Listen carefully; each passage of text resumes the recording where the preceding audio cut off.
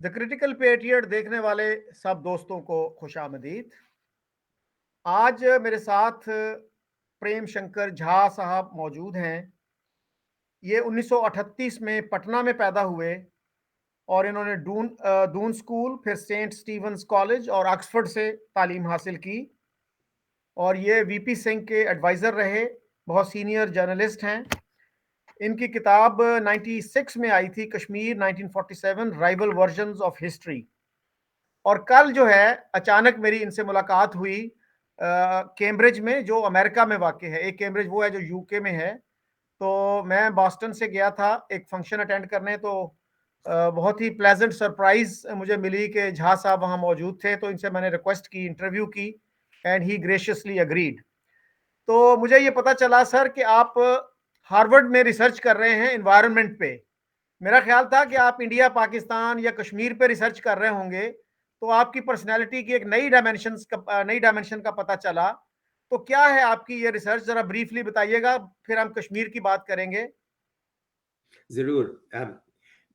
ये रिसर्च है कि ख़ास करके साउथ एशिया के लिए कि हम लोग फॉसिल फ्यूल्स माने पेट्रोल, गैसोलीन, कोल, कोयला से निकल के हम लोग अपनी एनर्जी नॉन फॉसिल फ्यूल से कैसे कैसे लाएं, इसकी पैदाइश कैसे करें। वो इसमें तीन चीज़ें हैं, मैं वेरी ब्रीफली कह दूंगा। एक सोलर एनर्जी है, और वो सोलर फोटोवोल्टेइक पाकिस्तान में भी हो रहा है, हिंदुस्तान में भी हो रहा है। दूसरा है विंड एनर्जी, जिसके भी पाकिस्तान में काफ़ी गुंजाइश है, और हिंदुस्तान में भी लोग जानते नहीं थे, पर बहुत जितना सोचते थे उससे बहुत ज़्यादा गुंजाइश है इसकी।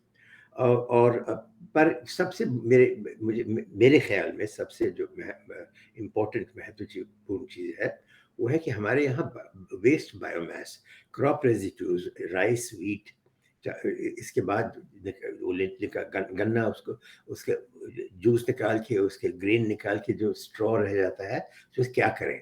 आजकल तो लोग उसको जला रहे हैं, और आसमान, आप तो जानते हैं नवंबर में आसमान अंधेरा सा छा जाता है और लोग बीमार पड़ने लगते हैं।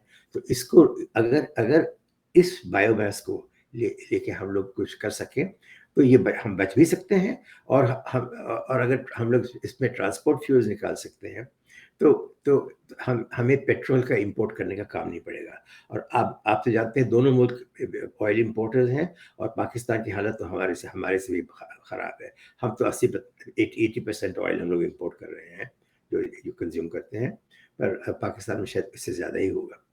अब दो बातें हैं।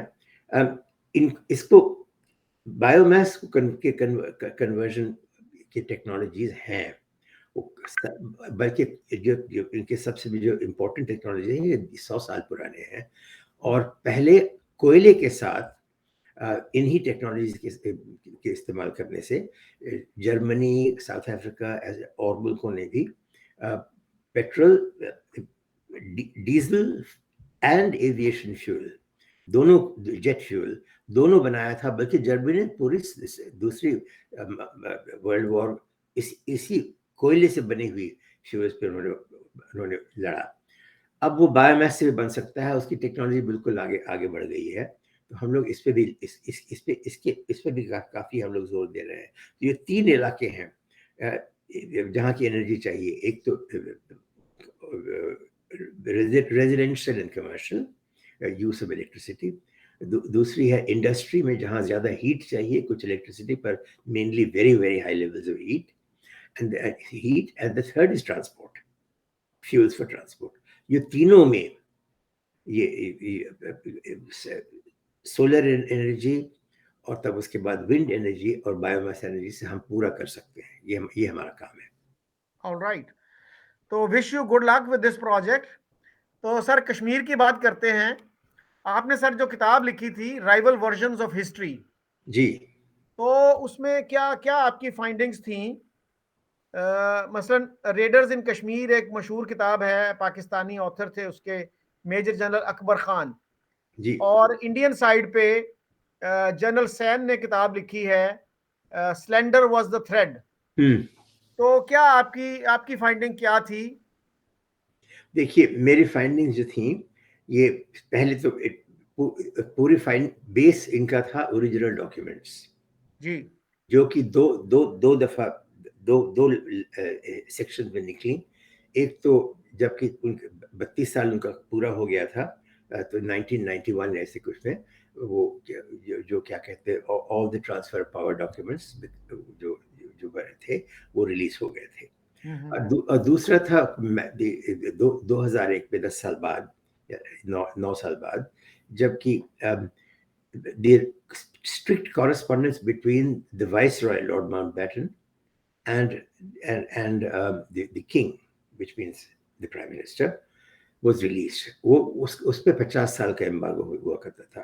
तो मैंने असल में 2 दफ़ा ये किताब लिखी। पहली जो मैंने लिखी थी ये before the Mountbatten and king correspondence came out, और दूसरी दफ़ा मैंने 2002 में इसकी लार्जर एडिशन की थी। It was called Kashmir 1947 the origins of a dispute. अच्छा, जो भी आप अगर कभी मौका मिले तो दूसरा भी देख लीजिएगा। मेरे मेन फाइंडिंग्स ये थे कि महाराजा पूरी तरह जानते थे कि हमारे पॉपुलेशन में 77% मुस्लिम्स हैं, पर ये भी जानते थे कि कश्मीरी इस्लाम और क्या कहते हैं सुन्नी और अदर फॉर्म्स ऑफ क्या कहते हैं शिया इस्लाम से अलग है। और इसके बहुत कारण है, अभी बताने में टाइम लगेगा मुझे, पर अगर आप पूछें आगे तो मैं कुछ बताऊंगा आपको। पर और यही नहीं, ये बात ही नहीं, पर इनकी जो रहन सहन के तरीके थे हिंदुओं और हिंदू ब्राह्मण से था। कश्मीरी मुसलमान भी ब्राह्मण ही थे एक ज़माने में, वो बहुत पहले वो कन्वर्ट हो गए थे, पर ये लोग रहन सहन एक ही था इनका। जैसे कि देखिए ये एक मुल्क है, एक इलाका है जहाँ की मुसलमान बनने पर भी अपने हिंदू नाम इन्होंने नहीं छोड़े। हाँ, ऐसे बहुत से आपको एग्जाम्पल दे सकते हैं। जो हमारे हिंदुस्तान में सिंक्रेटिज्म थी, जो अकबर बादशाह के टाइम से या उससे पहले भी हो गई थी, पर उन्होंने खास करके वो मुगलों के टाइम से जो थी, और जिसको कि उन्होंने दीन इलाही में बहुत बहुत सोच के इबादत खाना में सालों काम करके with the greatest minds that they could find on religion, उन्होंने जो दीन इलाही निकाली, वो उसकी प्रैक्टिस थी कश्मीर में। और हमारे पार्टीशन होने से हमारी सिंक्रेटिज्म जो हिंदुस्तान में थी हिंदू मुसलमानों की, वो चूर चूर हो गई, आप तो वो जानते हैं। और अभी भी कोशिश कर रहे हैं हम लोग उसको रिपेयर करने का, और अब मौका तो कम ही हुआ जा रहा है, आप जानते हैं क्यों। पर कश्मीर में ये हमेशा से था, और हम लोग हिंदुस्तान में ये बात नहीं समझे, क्योंकि हम लोग बिल्कुल ट्रामेटाइज्ड हो गए थे ये पार्टीशन से।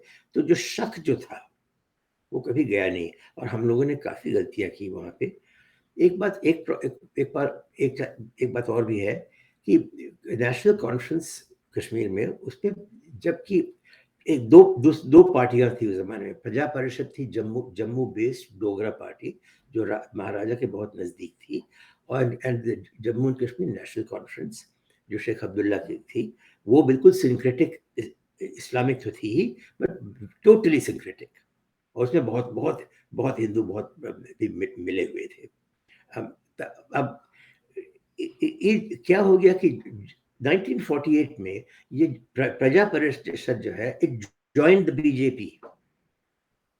इसके बाद कश्मीर का पॉलिटिकल आइसोलेशन टूट गया, because one party, the minor party, उसने एक इंडियन नेशनल पार्टी से ज्वाइन कर लिया था। सो आर्टिकल 370 में जो इन लोगों को जो क्या कहते हैं ये ऑटोनॉमी की गारंटी थी, उस पर हमला शुरू हो गया।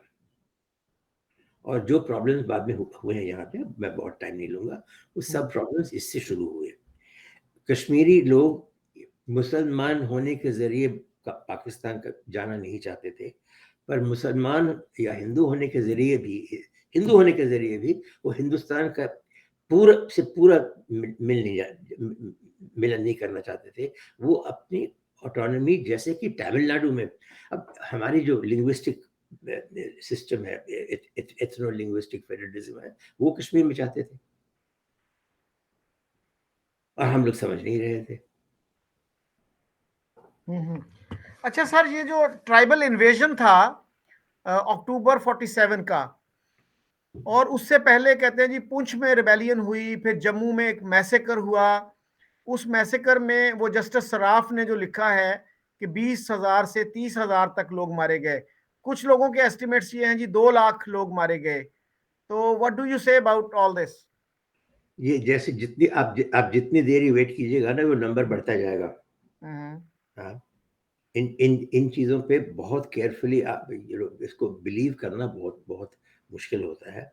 लेट मी स्टार्ट विद जो मैंने किताब में कहा है। मैं ज़्यादा देरी नहीं लेना चाहता हूँ। ये तो मैं पूरी किताब में आपको इसी बात पे है। देखिए, as of the 1st of October, 22 days before the attack by the raiders, जो हम लोग कहते हैं raiders, जो भी आप उनको कहें, as of the 1st of October, General Scott एक थे, who was the head of the Kashmiri forces, Kashmiri State Army, वो रिजाइन करके जा रहे थे क्योंकि वो ब्रिटिश आर्मी के थे, वहां से लौटना चाहते थे। वो जाके एक हफ्ते वो कराची में हाई कमिश्नर के घर पे रहे क्योंकि वो जहाज की इंतजार कर रहे थे। उन्होंने अपनी फाइनल रिपोर्ट वहां से लिखी। फाइनल रिपोर्ट में उन्होंने कहा कि as up to the 1st of October यहाँ पे जरा भी हिंदू मुस्लिम दंगा नहीं हुआ था। सब मिला के, और ये सुप्रिंटेंडेंट पुलिस को कोट कर रहे थे, 5 लोग मारे गए थे। या 2 हिंदू और 3 मुसलमान, या 3 हिंदू और 2 मुसलमान, और ये जम्मू में ही हुए थे। और ये इसके लोकल कारण भी हो सकते थे। आप तो जानते ही हैं कि किसी लड़के की इश्क हो गई दूसरे रिलीजन के लड़की से, या वाइस वर्सा, उससे असल में उसी से शुरू हुआ था। उन्होंने कहा कि 5 लोग मारे गए थे कुल मिला के। इसी टाइम में 60,000 लोग क्रॉस किए थे Jammu, going to Pakistan and coming from Pakistan. सब मिला के करीब about 120,000 people had passed through the state of Kashmir. किसी ने किसी को नहीं मारा। ये 1st of October की रिपोर्ट है। It is in the British library, आप लोग पढ़ सकते हैं। Very interesting.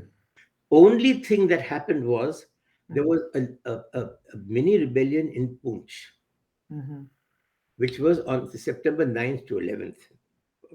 और उसमें क्या था, उन्होंने कहा कि Sattis and Sudhans, who had been a large part of the INA, Indian National Army of Subhash Chandra Bose, and who, like the other Sikhs and all that, had been dishonorably discharged but not punished, because both the Muslim League and the क्या कहते हैं वो जो and Congress इस पे शामिल थे कि आप इन लोगों को, किसी को जरा कुछ भी आप ये कोर्ट मार्शल नहीं करेंगे। ब्रिटिश मान गए, बट डिसऑनरेबल डिस्चार्ज हो गया। तो वो बेचारे वहां पड़े हुए थे, उनको बंदूकें दी गई। वो लोग पूंछ में आए और पूंछ में कुछ लोग उनको ज्वाइन किए, और ये 2 दिन के अंदर ब्रिगेडियर स्कॉट के लोगों ने इसको खत्म कर दिया था। बाद में जो एंड ऑफ अक्टूबर आफ्टर, जबकि मामला बिल्कुल बिगड़ने लगा, उसके बाद कुछ और लोग आए, और ये यहाँ वहाँ के लोग भी, माने अब गुस्सा चढ़ रहा था, कुछ हुआ। उसके बारे में मैं ज़्यादा नहीं जानता हूँ। मैं सिर्फ अप टू पार्टीशन की, अप टू एक्सेशन की टाइम के बारे में मैं बात कर रहा हूँ। तो ये बात थी। वहाँ पे कुछ हुआ ज़रूर था, ज़्यादा नहीं हुआ था, और कंट्रोल में था पूरा, at least up to the 1st of October, क्योंकि इनकी रिपोर्ट है ये। और इसके बाद जो भी होने का था, उसके बाद वो 22 दिनों में हुआ। इसकी कहानी बहुत लंबी है, किताब में है, मैं और नहीं बताऊंगा कि कैसे और ऑर्गेनाइज किया गया from Pakistan and through the deputy commissioner of Rawalpindi and so on. ये सब किताब में है। अच्छा, तो सर ये भी कहा जाता है कि महाराजा पटियाला ने कुछ ट्रूप्स भेजे थे। उनका क्या रोल था? वो कोई सिर्फ प्रोटेक्शन कर रहे थे कुछ इंस्टॉलेशंस की, या कोई एक्टिव ऑपरेशंस थे, क्या था उनका रोल? नहीं, उनका रोल ये था, देखिए कि पूरे स्टेट फोर्सेस में सिर्फ 9,000, देयर वर 9,000 स्टेट फोर्सेस। ये लोग they were fully battle hardened. ये लोग बर्मा कैंपेन में से लौटे थे।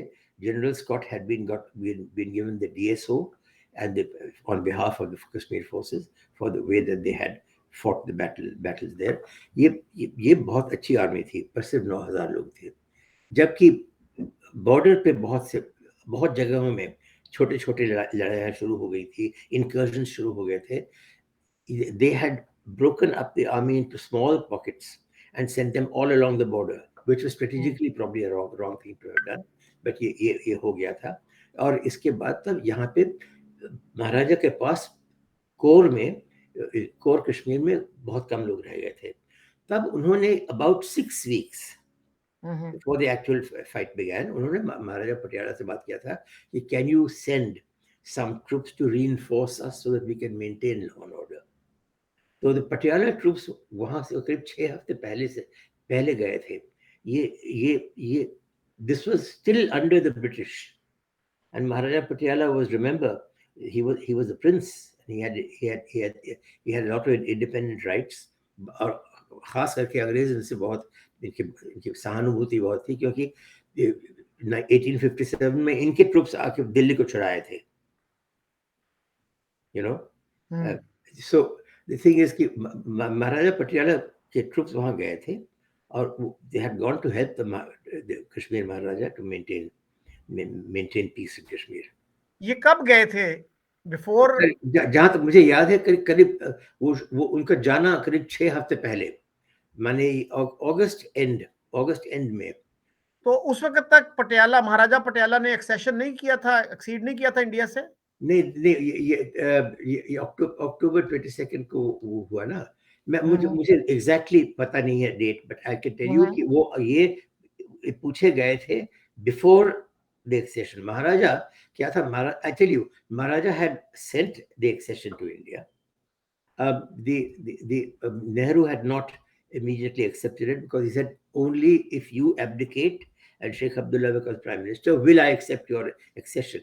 He was playing a very dangerous game, you know। Now he was determined that it should be not the Maharaja's decision but Sheikh Abdullah's decision। तो और शेख साहब उस वक्त जेल में थे। 28 सितंबर को महाराजा ने इनको रिलीज किया। तो ये जो there was a standstill agreement that had been agreed in this meantime, और उस standstill agreement में this was from August 15th onwards, Kashmir was under a standstill agreement with India, and it had also a standstill agreement as far as I remember with Pakistan। Yes। तो उस time में ये गए। झा साहब, हमारे यहाँ भी एक साहब हैं, लेफ्टिनेंट कर्नल सिकंदर बलोच। हाँ। वो उन्होंने हमारे उर्दू अखबार है एक नवाए वक्त, उसमें 2013 में एक आर्टिकल लिखा था जिसमें ये कहा कि भाई ये जो ट्राइबल रेडर्स थे उन्होंने इनडिस्क्रिमिनेट तरीके से लूट मार की। और बाकी किताबों में भी है, जैसे फ्रीडम एट मिडनाइट में भी है, कि वो अगर वहां 2-3 दिन जाए ना करते तो वो एयरपोर्ट पे कब्जा कर सकते थे और इंडियन आर्मी के लिए फिर मुमकिन ना होता वहां पे पहुंचना। और इस सिलसिले में सर पठानकोट का भी बड़ा जिक्र आता है कि रेड क्लिफ ने जो है खास तौर पे वो पठानकोट इंडिया को दे दिया कि उनका रास्ता जो है वो जम्मू कश्मीर से इस तरह बन गया, नहीं तो उनका रास्ता भी नहीं बन सकता था। देखिए, दो बातें हैं। जो आप कह रहे हैं, ये 2-3 दिनों ये लोग रह गए और डिले करके आए, ये सच है। और शायद अगर वो ना हुआ होता तो वो एयरपोर्ट का कब्जा कर लिए रहते। पर अब वो ये तो क्या व्हाट इफ करके हम लोग तो बहुत चीज़ें इतिहास को फिर से माने अपने मन से फिर से we can rewrite history to satisfy ourselves, पर वो हो नहीं सकता। जो हो गया है वो हो गया है। ये बिल्कुल ठीक बात है कि वो लोग जबकि फर्स्ट इंडियन फोर्सेस वहाँ पहुंचे, the airport was already surrounded, and the battle began at the airplane itself। तो ये तो था टच एंड गो, ये बिल्कुल ठीक कहते हैं। और जो हो गया वो हो गया। अब उसके बाद क्या होता है हम कौन जानता है। दूसरी चीज आप क्या पूछे थे? पठानकोट का जो है, पठानकोट के बारे में प्रिसाइसली व्हाट आपने क्या कहा था? अच्छा हाँ, that it was given to India. देखिए वो जो जो डिटेल्स, जो क्यों क्या किसको कहाँ दिया गया, ये मुझे अभी याद नहीं है। उनके रीजंस थे। And but to say that it was done in order to give India a route to Kashmir, ये आई थिंक मैंने कहीं नहीं देखा है। ना पेपर्स में नहीं, आई हैव नेवर, वो जो पेपर्स को पढ़ते पढ़ते हुए वो ब्रिटिश लाइब्रेरी में, this thought has not come to me. माने कि I think there were other reasons. इसी बहुत से, देखिए फिरोजपुर और जीरा तहसील के बारे में आप जानते हैं। जी आपको याद है कि असल में इसकी कहानी मैं आपको अच्छी तरह बता सकता हूँ, अगर 2 सेकंड आप दीजिएगा तो। जी पर क्या था कि जो पंजाब के जो गवर्नर थे, वो कह रहे थे कि आप ये जो to draw the line broadly along the Ravi River had been decided by Britain as early as March 1947, ji but not told to us. Mountbatten, when he arrived, जब वो आए पहुंचे, उन्होंने पहली दफा इसका कुछ जिक्र किया। पर ये डिसीजन पहले ही लिया गया था। Evan Jenkins was the governor, उस वक्त क्या पंजाब के गवर्नर थे। उन्होंने कहा कि भाई, जब उनको भी पहले पता नहीं था, जब उन्हें पता लगा तो उन्होंने माउंटबैटन को कहा कि आप ये क्या कर रहे हैं, ये रावी रिवर तो सिख पॉपुलेशन को 50-50 बांट देगी, और सिख लोग पाकिस्तान नहीं आना चाहते हैं, और आप उनको जानते हैं वो लड़ाकू है, ये तो हम लोग इसको कंट्रोल नहीं कर पाएंगे। ये बेग करते गए। माउंटबैटन ने नहीं सुना, रैटक्लिफ ने नहीं सुना, किसी ने नहीं सुना।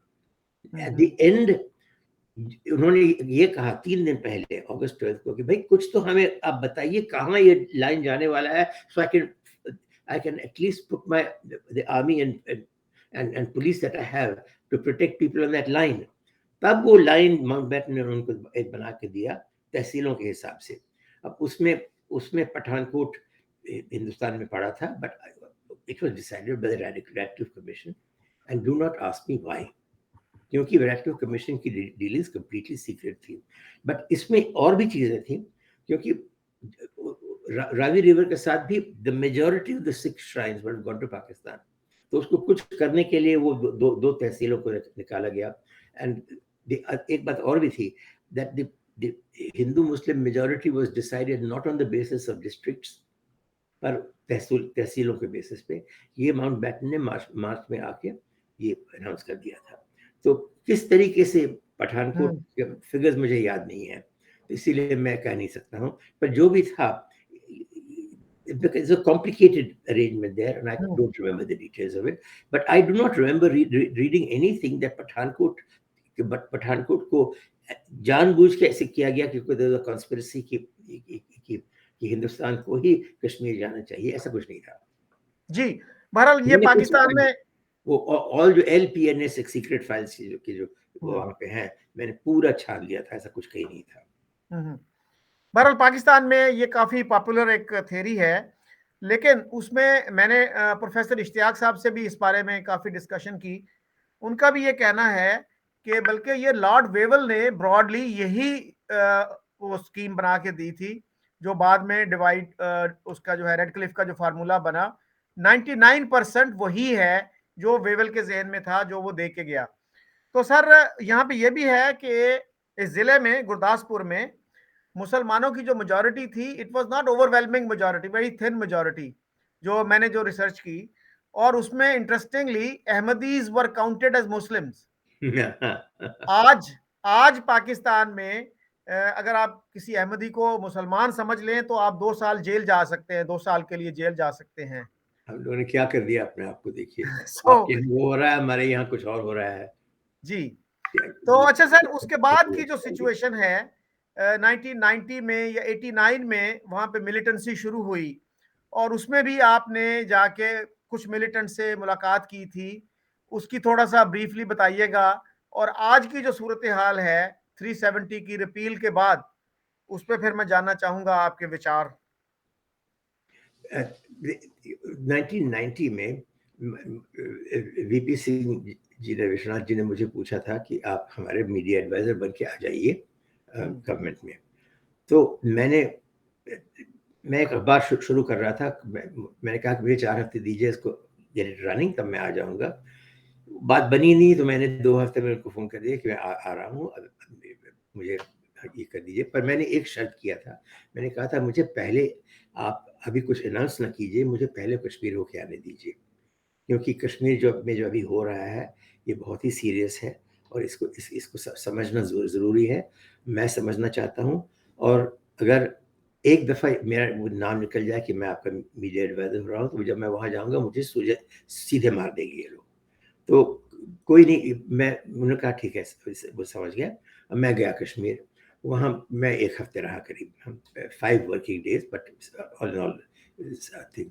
इसमें मैंने सब तंजीमों, from the students Islamic movement through JKLF and Hizb, in Hizb के लड़कों से, लीडर्स तक मुलाकात होने का सवाल ही नहीं उठती थी। और JKLF के भी लीडर्स तो भागे हुए थे या जेल में थे, पर उनके जो काफ़ी लोग थे उनसे सब मिला के शायद in those 5 days I must have met 100-150 से तो मेरी मुलाकात हुई थी। एक मीटिंग में ही करीब 75 थे, 4 तंजीमों से। तो उनसे बातचीत हुई। मैं जब लौट के आया, मैंने विश्वनाथ जी को ये कहा कि देखिए, मैंने पूरी ज़िक्र की, मैंने 15 सफ़े एक नोट दी उनको। पर मैंने उनको एक बात बताया कि देखिए, मैं 5 दिन रह के आया हूँ, मैंने बहुत ज़्यादतियाँ देखी है। इंडियन आर्मी वाले लोग, BSF वाले भी, इनको कुछ पता नहीं है क्यों इनको यहाँ भेजा गया है, कुछ समझ में नहीं आता है। इन पे कहीं मिलिटेंट्स फायर करने लगते हैं, वो भागते हैं, वहाँ पे किसी को फ़िरन पहने हुए देखते हैं तो उसको मार डालते हैं, और वो कभी औरत होती है या आदमी होता है। मैंने दोनों की लाशें देखी हैं। पर मैं एक बात आपको कहना चाहता हूँ, मैं रिलिजन शब्द मैंने सुना नहीं किसी से। This is a political movement for autonomy. और अगर आप हम लोग ये समझ जाएं और इनको वही ऑटोनॉमी मिल जाए जो कि जैसे बंगाल हैज़ और Tamil Nadu has. And the most important thing in that is कि आप जब भी, जैसे छोटा सा भी एक जुलूस निकले, इस पर पुलिस कूद जाती है, उनको जेल में जाती है, फायरिंग शुरू कर देते हैं। ये सब बंद कीजिए, उनको निकालने दीजिए जुलूस। थोड़ा सा रिस्क है, पर ये, और अगर आप पेट्रोलिंग करना चाहते हैं मेन स्ट्रीट्स का, देन प्लीज गेट दो south African mini tanks. You remember, जो कि साउथ अफ्रीकन यूज कर रहे थे उस जमाने में, तो उसका नाम भी मैं भूल गया हूँ, starts with B. It's a mini tank. तो उन्होंने कहा कि असल में हम लोगों ने इसके बारे में सोचा भी था, पर वो बात हुई नहीं। पर ये समझ गए, और वो ये भी समझ गए कि this is a political matter. और उसी बेसिस पे VP सिंह कश्मीर के साथ डील कर रहे थे, और उन्होंने जॉर्ज फर्नांडिस को भेजा वहाँ। वो leading Kashmiris all with JKLF, उनसे बात किया उन्होंने। जिन से उनकी बात हुई, 7 लोग थे, सातों को मार डाला गया। वो इंडियन आर्मी ने नहीं मारा। ये हो रहा था वहां पे। मामला बहुत खराब था। और पर मैं कितना अगर मैं बताने लगूँ तो कल सुबह तक हम लोग बैठे रह जाएंगे। मैं और ज्यादा नहीं कहना चाहता हूँ। मैं ये कहना चाहता हूँ कि ये हम लोग, ये जो पार्टीशन ने हम लोगों को ट्राउमेटाइज कर दिया, इसके मेन विक्टिम्स कश्मीरीज हुए हैं। आपकी तरफ भी, हमारे तरफ भी। I don't mean to okay, but मैंने जो भी, आप हमारी जो दोस्ती नहीं हो पाई, जो क्या कहते हैं, कितने कोशिश हम लोगों ने किए हैं, ये सब इस एक इश्यू पे, ऑन द हमारे इनएबिलिटी टू अंडरस्टैंड कि कश्मीरी लोग, हिंदुस्तान में सिंक्रेटिक एग्जिस्टेंस था अंग्रेजों का, मैंने मुस्लिम्स एंड हिंदूज का। पार्टीशन ने उसको तोड़ दिया, और कश्मीर में ये रह गया था, वहां हम दोनों तरफ से तोड़ने की कोशिश कर रहे हैं। हमारे यहाँ झा साहब बहुत से लोग ये कहते हैं कि कश्मीर जो है वो अनफिनिश्ड एजेंडा है पार्टीशन का। तो मैंने एक साहब से ये पूछा कि भाई फिर क्या जूनागढ़ भी अनफिनिश्ड एजेंडा है पार्टीशन का या नहीं?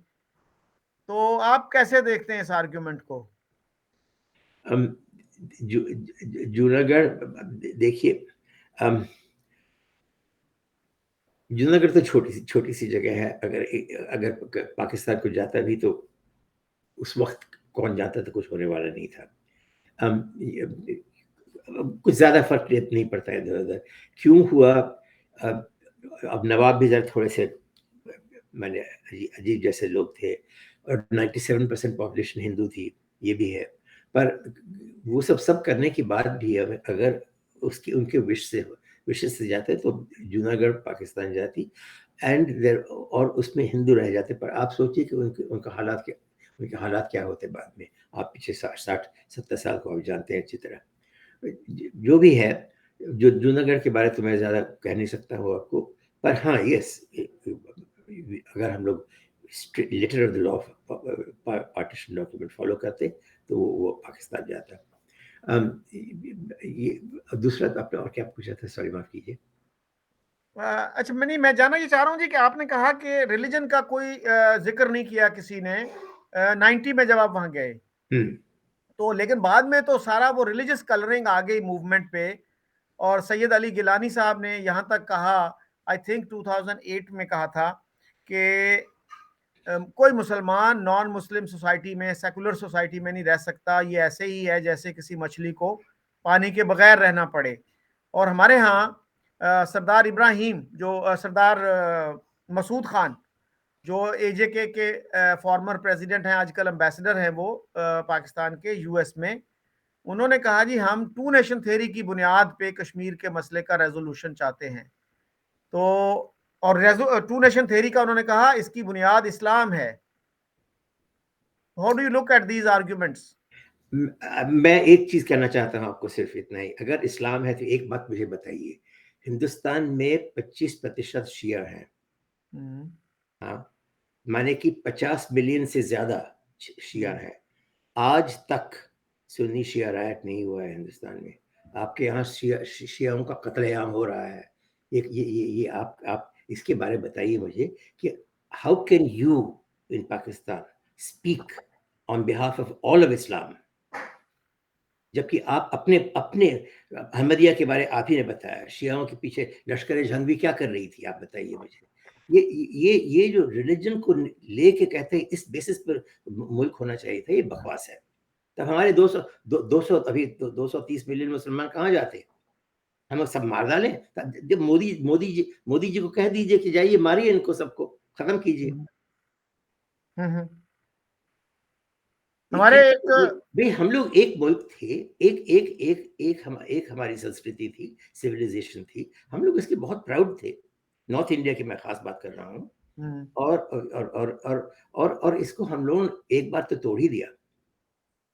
और आप पाकिस्तान को मौलाना मौदूदी के हाथ में डाल दिया, और हिंदुस्तान को क्या कहते हैं, ये आरएसएस के हाथ में डाल दिया।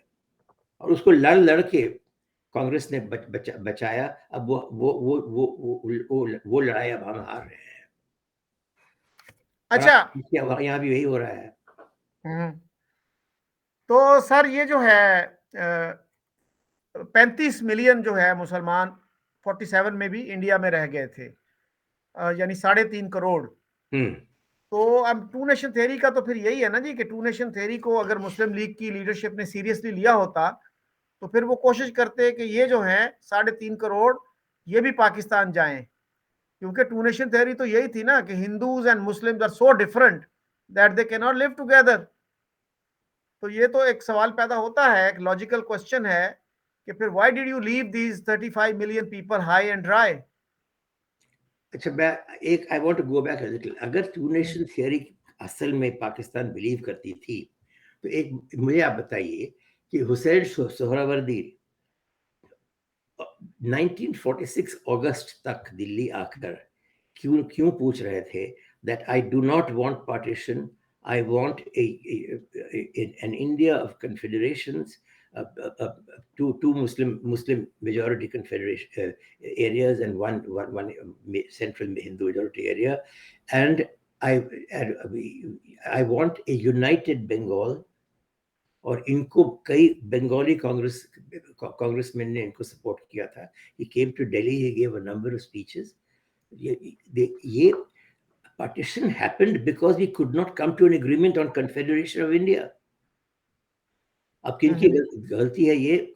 कई लोग कहते हैं कि जवाहरलाल नेहरू की गलती है, हो भी सकता है, और कई लोग कहते भी हैं कि जिन्ना की गलती थी, क्योंकि वो लॉयरगिरी ज्यादा कर रहे थे, और that exploded in his face. जो भी है, जो हो गया वो हो गया. बट अब इसके बाद ये सब जो थियरीज बन रहे हैं, ये एक्स पोस्ट थियरीज हैं. 1939, आप लोग 1939 आई थिंक कराची रेजोल्यूशन को आप कहते हैं this is the Pakistan resolution of the Muslim league. I have read the entire resolution. It wanted precisely what Sohrawardy was talking about. It does not mention partition. कौन सा कराची का रेजोल्यूशन, कौन से की बात कर रहे हैं? हम लोग वो जो I think it was Karachi 1939 में.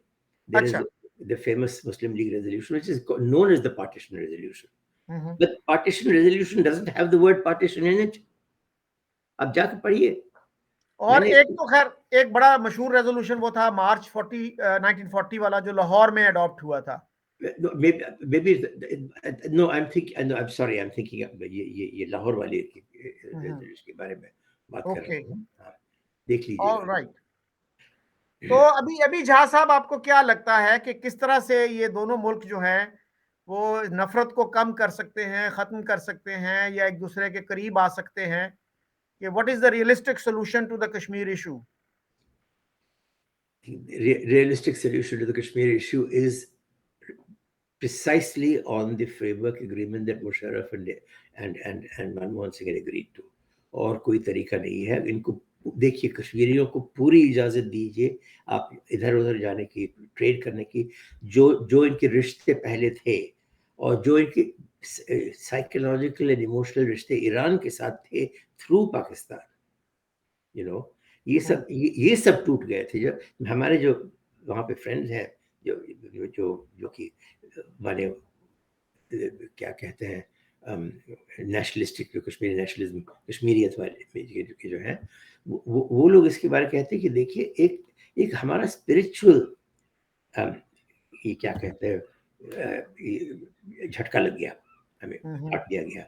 ये एक बात ये है. दूसरा है कि ट्रेड should go on. तीसरा, there are even today there are divided families. आप तो जानते हैं. You know, the fourth thing is, अगर इसको हम सेटल कर दें, it will be part and parcel of a soft border agreement with Pakistan. Because देखिए, 1965 तक तो soft border था ही. We could go back and forth quite comfortably. So we need to go back there. We need to go back towards the idea. See, 1947 में confederation कहीं, confederated democracy कहीं नहीं थी, और federal democracy भी बहुत कम थी. That was the heyday of the unitary nation state. And the unitary nation state ऐसी चीज थी जिसमें कि सिर्फ लड़ाई, उसका मुकाबला और लड़ाई के अलावा और कुछ वो कर नहीं सकती थी. एक दूसरे से लड़ सकते थे और कुछ नहीं. ये जो accommodate differences through intermediate arrangements, ये हुआ नहीं था. अब असल में उस रास्ते पे हमें फिर से लौटना है, without changing the borders, without questioning sovereignty. And एक जगह जो है जहां हम लोग कर सकते हैं without losing face to anybody is in Kashmir. Because मैं वहां पे था जबकि कमान पोस्ट पर, जबकि पहली बस आई थी पाकिस्तान से, और मैंने आजाद कश्मीर की तरफ मैंने लोगों को देखा था. वो हिल साइड भरी हुई थी, 4-5 हजार लोग. मैं वहां 3-4 घंटे पहले से था, और वो आ रहे थे और बैठे जा रहे थे. सब अपने अच्छे से अच्छे कपड़े पहने हुए थे, और लेडीज सबके बाल में उन्होंने फूल लगा रखे थे. और तब ये बस जब आने का टाइम हो गया, वो लोग गाने लगे, और इस तरफ भी वैसे लोग हो गए थे, वो भी गाने लगे. तब जब बस आई, हम उसके पीछे पीछे श्रीनगर गए. आपको आप इमेजिन नहीं कर सकते हैं कितनी खुशी थी। जो लोग बारामूला में सिक्योरिटी फोर्सेस के जो बाहर नहीं निकल सकते थे कंटोनमेंट से, क्योंकि इतना डर था उस टाइम में, वो क्या कहते हैं, घुल मिल के पॉपुलेशन में घूम रहे थे। लड़कियां इनको देख रही थी, मुस्कुरा रही थी, यू नो गाने चल रहे थे, और आपको मैं वहां रह के देखना चाहिए था क्या हिंदुस्तानी कश्मीर में क्या हो रहा था जब वो पहली बस आई। झा साहब, ये किस ईयर की बात है ये 2005 की बात है। तो आप जब वहां सब जर्नलिस्ट के तौर पे गए थे क्या? मैं गया था जर्नलिस्ट के तौर में, बिल्कुल। हम्म। उस वक्त मैं हिंदू में लिखा करता था। मैं क्या कहते हैं, हिंदुस्तान टाइम्स में भी लिखता था। मेरे दो तीन कॉलम्स थे उस वक्त। वीपी सिंह साहब तो गवर्नमेंट तो खत्म हुई थी, उसके बाद मैं रेगुलर जर्नलिज्म में नहीं लौट पाया, क्योंकि वो प्रॉब्लम है ना कि पॉलिटिकल बन गए थे। पर मेरे कॉलम्स छपती रहती थी और मैं जाता था। और मुफ्ती साहब हमारे नज़दीक के थे, क्योंकि हम लोग एक ही गवर्नमेंट में थे एक ज़माने में, और हम लोग साथ साथ ट्रैवल करते थे। तो मैं गया था देखने के लिए, और वो भी वहाँ थे, वेट कर रहे थे। उन्होंने वो महबूबा जी तो इधर वाले बस से बैठ के गई, और मुफ्ती साहब वहाँ पहुँच गए, और मैंने पूरे सेरेमनीज वो देखे, और खुशी इतनी थी मैं कह नहीं सकता हूँ आपको। अच्छा झा साहब, आप काफी दफा पाकिस्तान भी आए हैं, कितने कितने विजिट आपने पाकिस्तान के किए होंगे? किन लोगों से आप मिले? कोई दोस्त हैं आपके पाकिस्तान में? दोस्त हैं, मैं काफ़ी दफ़ा गया हूँ, और लोग मुझसे बहुत ज़्यादा गए हैं। पर मैं वहाँ पे I think the first time, पहली दफ़ा जब वहाँ गए थे वो था 1991 या 92 में। वो फ्रंटियर पोस्ट हुआ करती थी अखबार आपकी, उनके ये खालिद अहमद उनके एडिटर थे उस वक्त, और उन्होंने हम लोगों को बुलाया था। तो उन्होंने 15-20 जर्नलिस्ट गए थे, और उस वक्त नवाज शरीफ से भी मुलाकात हुई थी। अच्छा, आप लोग पेशावर गए थे ना उस वक्त? पेशावर गए थे। जी, मैंने वो आपका अटेंड किया फंक्शन, मुझे याद है तवलीन सिंह भी थी आपके साथ। वो भी थी, हाँ। जी, एग्जैक्टली। Okay, all right. तो आपके यहाँ और उसके पाकिस्तान बाद मैं में, कई दफ़ा गया हूँ। हम्म, तो क्या ऐसा कुछ हो सकता है, कुछ ऑर्गेनाइजेशंस भी हैं ऐसी जो काम कर रही थी? पाकिस्तान इंडिया पीपल्स फोरम था, लेकिन आजकल वो काफी डॉर्मेंट हो चुका है। तो क्या जो पीपल ऑफ गुडविल हैं दोनों मुल्कों में, क्या should they not sign a joint statement कि भाई enough is enough, let's put an end to this hostility? I completely agree with you. कोई अगर ऐसा स्टेटमेंट कोई ऑर्गेनाइजेशन करें, मैं सबसे पहले शामिल होऊंगा। Thank you very much Jha साहब, it was a pleasure to meet you yesterday and to interview you today. Thank you very much, it's my pleasure, और मिलते रहेंगे। अगर पाकिस्तान ना आ पाए तो कम से कम यहाँ बॉस्टन तो आ जाइए, या दिल्ली भी नहीं तो चलिए श्रीलंका में जाके मिलेंगे हम लोग। Okay, अच्छा। all right. May अच्छा। God bless you. And may things prosper in Pakistan. I don't want anything to go wrong with Pakistan. I know how difficult life is there. I wish we could help you. India could have helped, and maybe it will one day do so again. पहले भी हम लोगों ने 2012 में काफी मदद किया था आप लोगों का। आपको शायद याद नहीं होगा, that's another story. But anyway, the thing is, but I want those days to come back. Thank you once again. Bye. Thank you.